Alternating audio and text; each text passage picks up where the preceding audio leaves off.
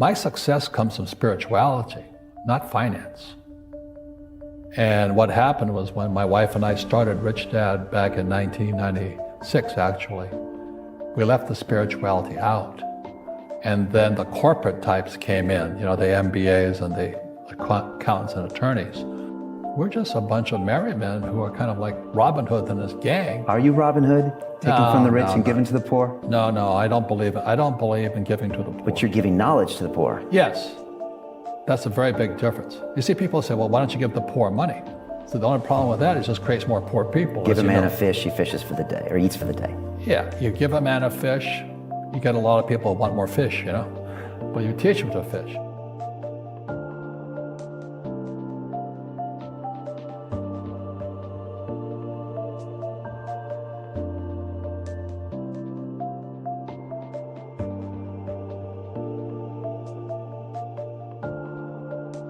This is the difference is an entrepreneur must know about money, or they're no longer entrepreneurs. And it says an employee doesn't have to know anything about money. So my rich dad started teaching me about money on one condition. And that condition was he would never pay me. He says, the moment I pay you, you think like an employee. He says, that's the trap. Entrepreneurs work for free. The moment you accept the paycheck, your brain goes dead. You know, you just got paid. He says, as long as you're hungry, you'll think.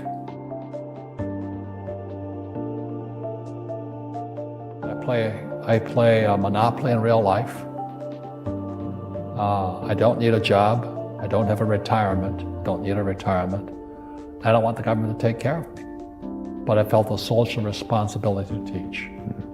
And that's what my rich dad did for me.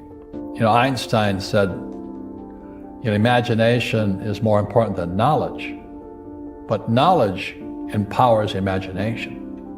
And what most people lack is real business knowledge, like accounting, you know, like debt, like taxes.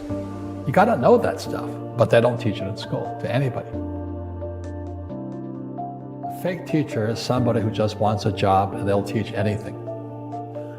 But they really don't know what they're teaching. One of the things I suggest to people, you gotta find a real teacher versus a fake teacher. And a fake teacher is somebody who doesn't do what they teach. And a real teacher is doing what they teach every day. So my accountants, my attorneys, they're in it every single day. That's how I learn, because every day I'm solving problems in my business. So I have accountants and attorneys and bankers and all these people on speed dial because I'm solving problems with my team.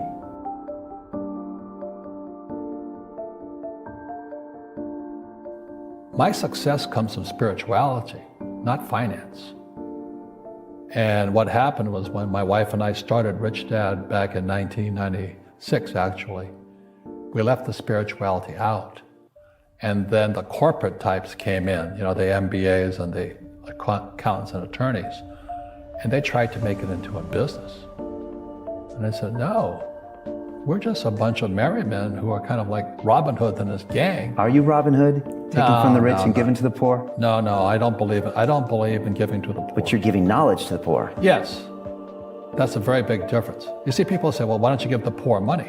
So the only problem with that is it just creates more poor people. Give a man a fish, he fishes for the day, or eats for the day. Yeah, you give a man a fish, you get a lot of people who want more fish, you know? Well, you teach them to fish. Just don't tell people what you know. Right. Keep them poor.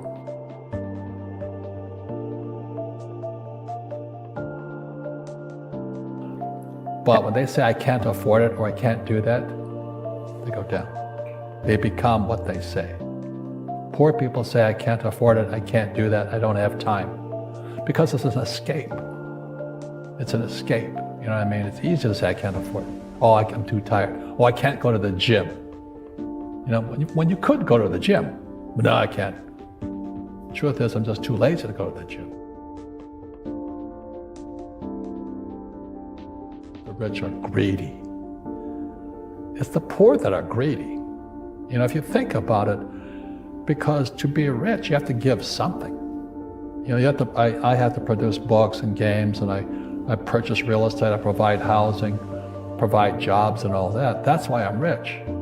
But greedy people produce nothing.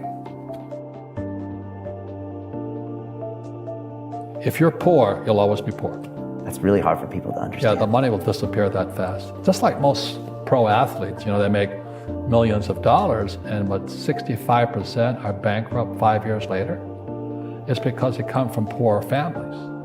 Now you tell them that, they get very angry at you. Not, it's the rich fault, it's you guys ripped me off, and government ripped me off. But unfortunately, what Mr. Lipton was saying, it's passed down genetically. That's the frightening thing. So if you drop a stone in the water, the ripple always goes out this way. It's called precession.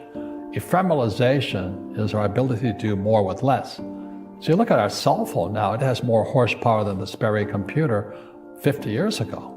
That's doing more with less. So humans are getting more and more powerful. We have more power to us. Unfortunately, we're not evolved as human beings. It's horrifying. We're more antagonistic, more antisocial. Social media is antisocial.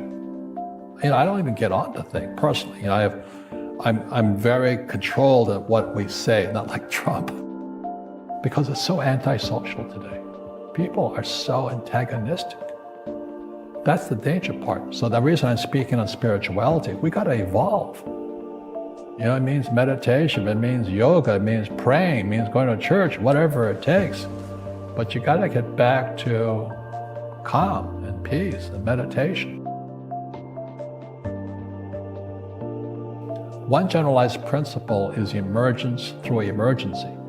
So when you look at the word emergency, the base word is emerge.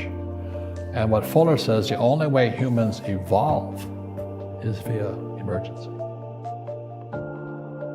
Why do I have, I have bad luck too. I've had financial crashes. I've had people stab me in the back, but they're all good because I grow from it. That's spirituality.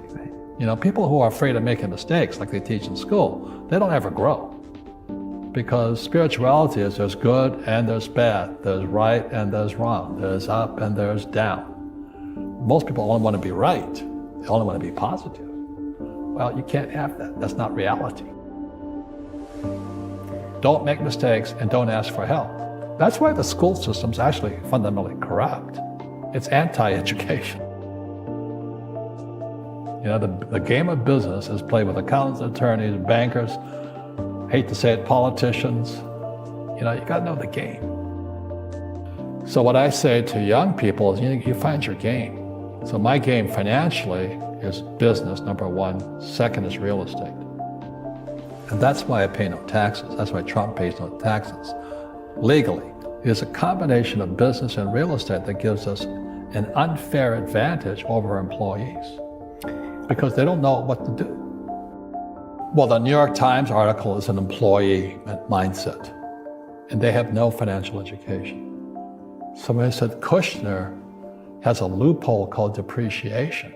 I go, you idiot. It's illegal, it's not a loophole. Depreciation is what the government wants us to do.